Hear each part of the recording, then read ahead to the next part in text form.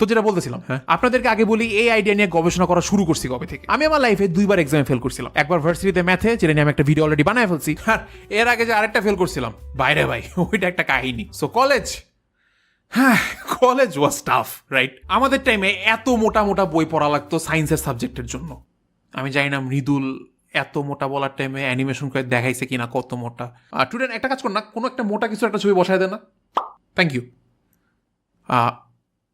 ভাই কিসের ছবি বসেছে? এনিওয়েজ, আমি না বুঝতাম না এত মোটা বইয়ের কাহিনী কি। স্যার, আমি আমার 10 বছরের স্কুল লাইফেও এত মোটা সায়েন্স বই পড়ি নাই। কলেজে মাত্র 2 বছরে এত মোটা কেমিস্ট্রি বই কেমনে পড়বো? তার উপর আবার অন্যান্য সাবজেক্ট পড়ে আছে। ও, আগে বলবো না? এই নাও, চিকন করে দিলাম, first paper, second paper. Anyways, so এরকম 40টা সাবজেক্টের ফার্স্ট পেপার, সেকেন্ড পেপার পড়তে পড়তে একবার কলেজের কোনো এক্সামে আমি অলমোস্ট আমার স্যানিটি হারায় ফেললাম। শরীরে সামান্য কোনো জান প্রাণ ছিল না। জান বলতে তখন খালি একটা গার্লফ্রেন্ড ছিল।